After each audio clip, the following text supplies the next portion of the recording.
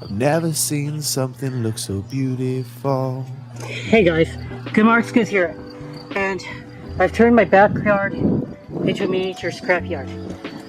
I've been spending my entire weekend trying to go through some scrap, and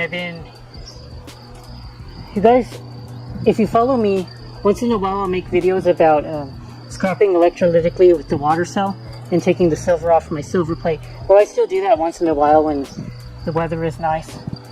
I just want to go outside and do a little bit of work.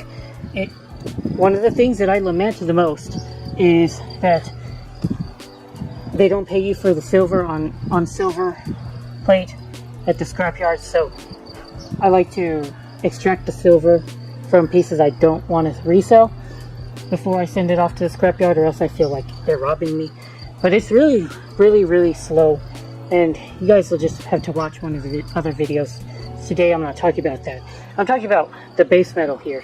And I've been organizing all this base metal, and also apologies, but it's so sunny right now, and I'm going to try to make the video anyway.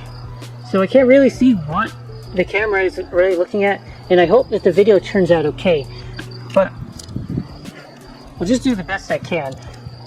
So first of all, I have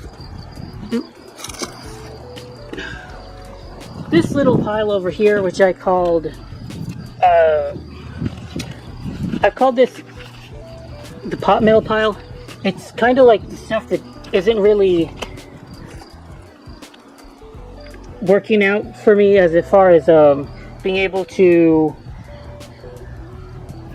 identify it, and I kind of can identify it because a lot of this stuff is going to be Britannia metal, which is mostly pewter, but they don't really take Britannia metal or pewter.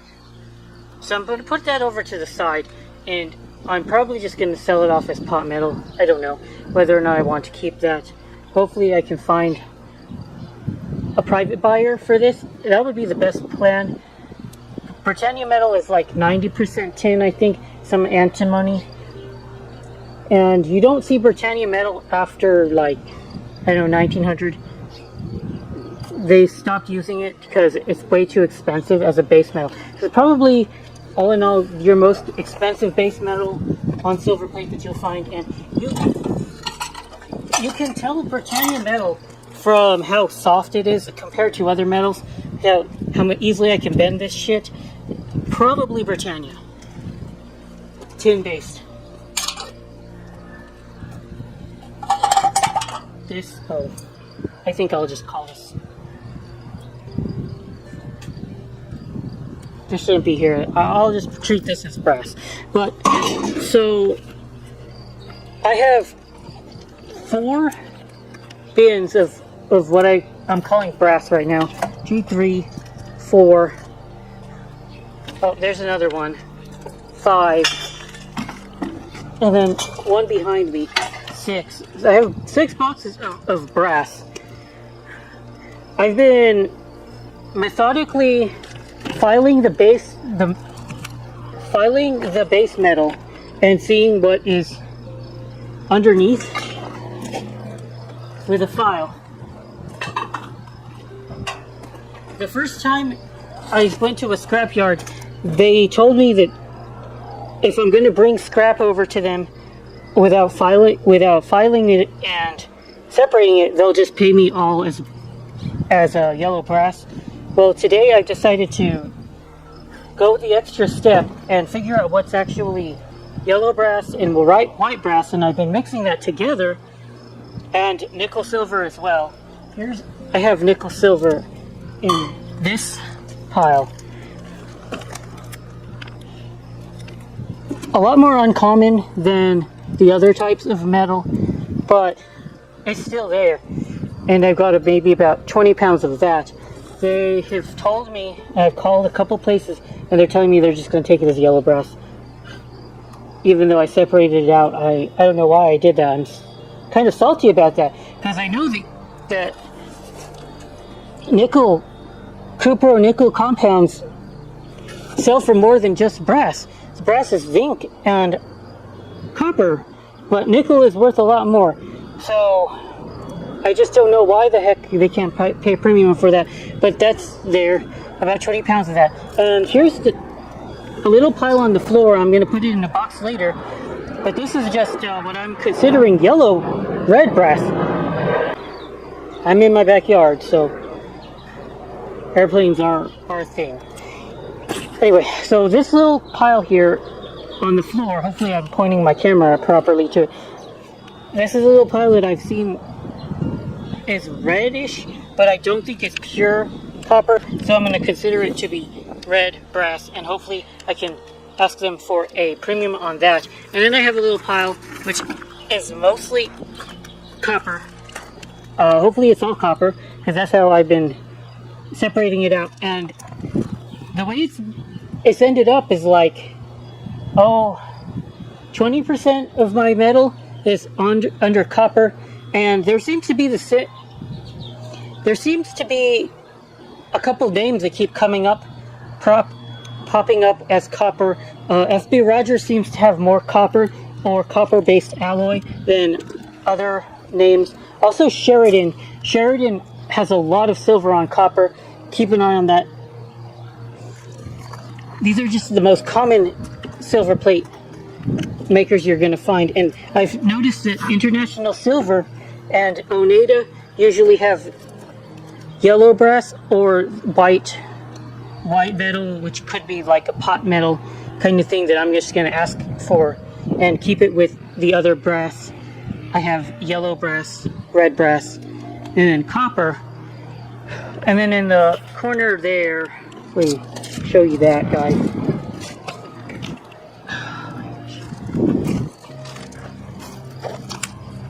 Here's a little pile that I have compiled of magnetic material. I don't go after that, but I have it and I want to get rid of it, and I don't want to just throw it away. So whatever price they give it to me for that is fine. Last but not least, when I first started, I had electrolytically stripped some stainless steel, the magnetic shit that I just showed you all, and now I know that's a terrible idea, because when I did it, the entire base metal was coated with a bunch of rust, and they told me that the rust devalued the price and made it dirty. So I ended up taking that material that I still have, I haven't sold it off yet, and also stuff that's caked with bird shit, and I wanted to get rid of it.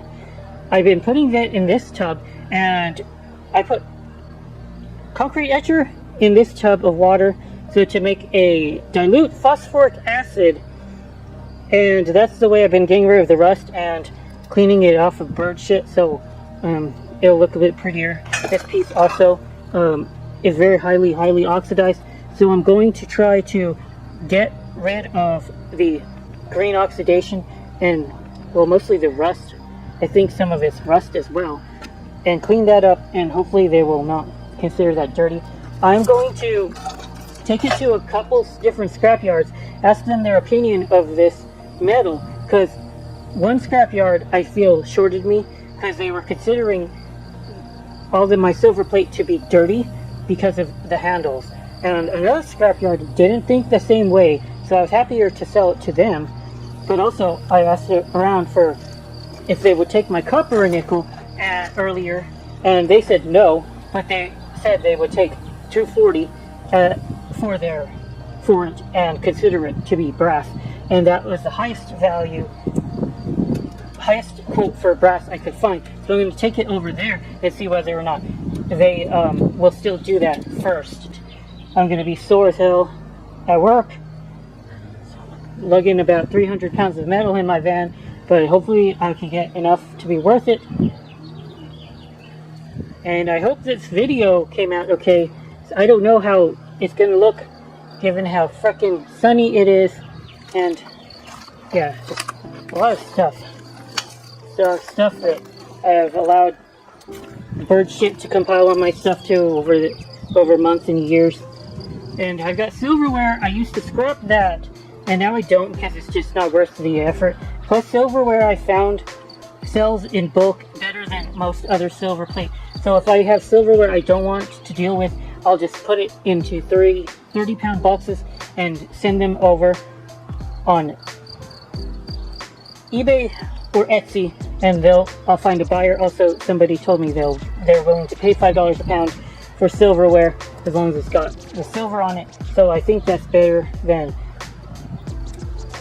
water stripping each piece. It takes so long, and this was when I was first doing it, and I think it's very inefficient.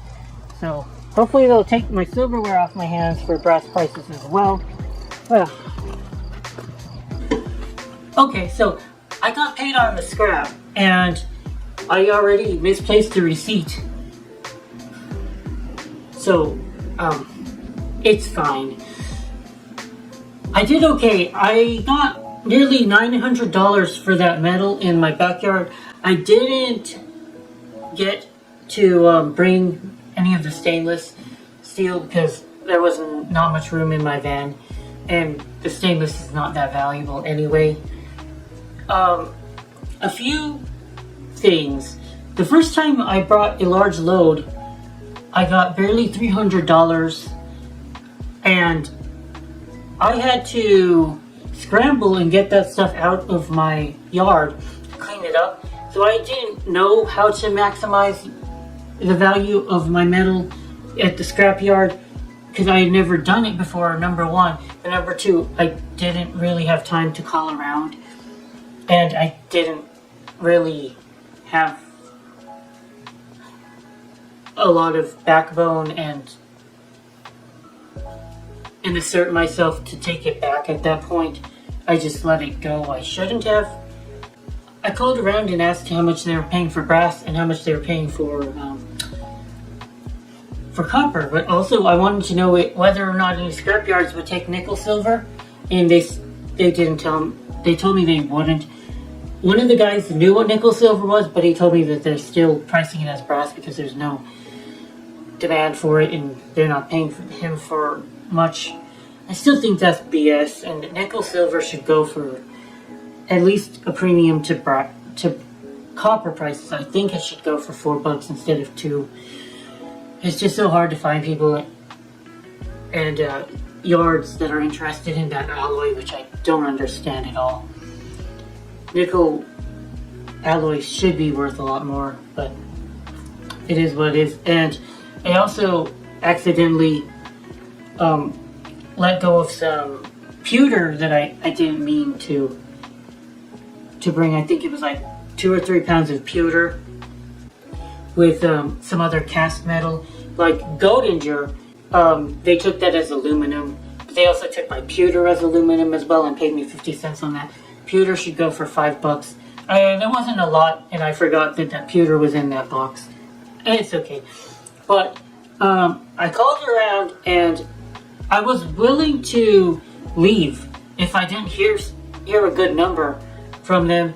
And the first time I had brought them some scrap, it was I think they blamed it on iron or rust contamination, and that was when I had did a batch of my scrapping, right, doing the electrolytic process. And I do urge you guys to look at that process. I have videos on that. Other people have videos on that. It's a very interesting way to take silver off a silver plate. But when I ran some steel on that sucker, it made all of the metal that was run through very ugly, and it had rust on it. So I think that they did not like that the first time I sent that stuff to scrapyard. But also, that guy was also picky about the finials, handles, feet, anything that was like coming off of my teapots and trays.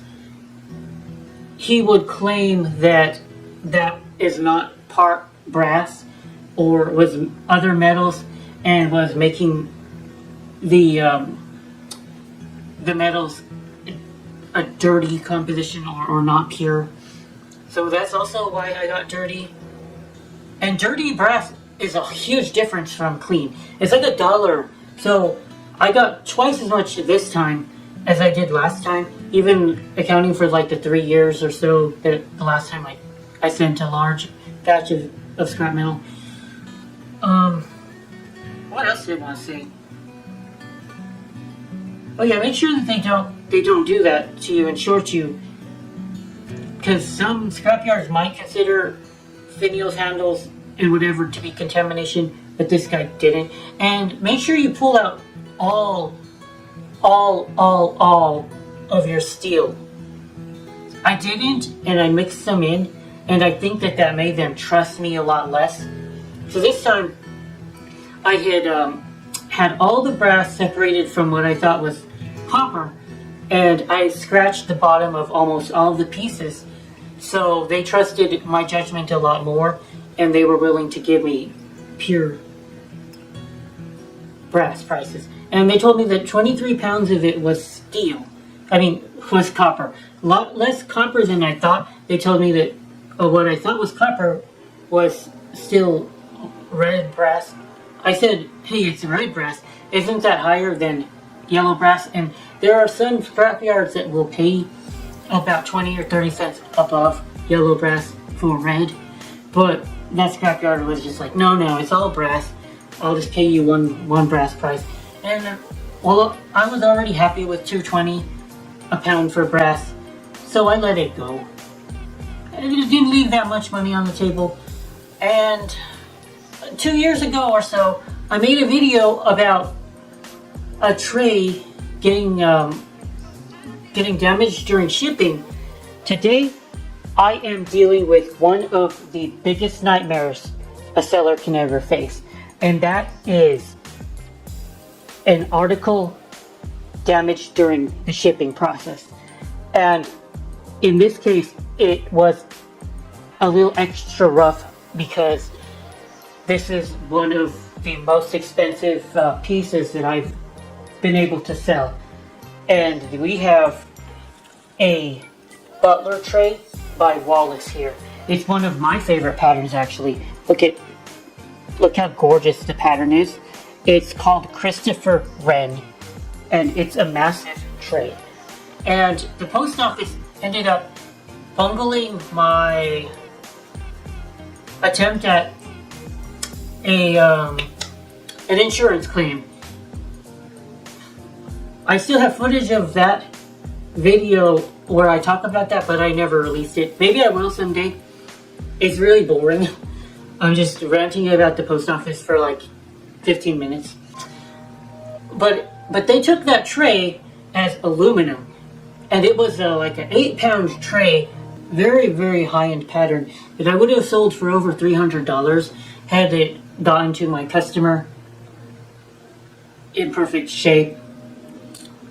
But what I ended up doing is I ended up stripping it of its silver, and then I knocked the feet off and then sold those feet for $25 each times 4. So I got $100 off of my tray just for the feet, and then I don't know how much silver I'll get off of that. Maybe like half an ounce. And then I sold off the base metal for like $4. Which is weird because they had only decided that tray was aluminum and not the other stuff. I really don't get that. Yeah, nearly $900. It's a good time to sell metal, I think. Prices are a little bit higher. Of course, inflation has also been higher, so maybe it's not an amazing time to sell metal, but it's not a bad idea if you have metal to sell right now. I think the prices might peak, but I don't know. It's so hard to be able to predict the metal market. It really is. But one more thing, also, yeah, call around.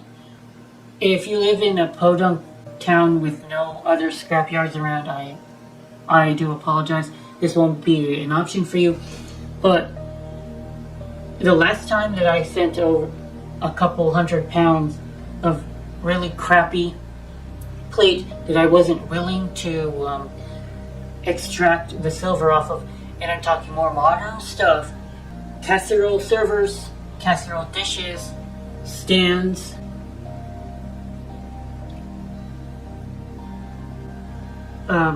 more modern trays and more modern teapots that were made in Hong Kong, that kind of thing, that I don't think there's a reseller market and there's not enough silver for me to be able to scrap off of. They were offering me $1.90 for that. brass, and that was around 3 months ago. I made a short about that. So by going to a different scrapyard, I got another 30 cents above what I got.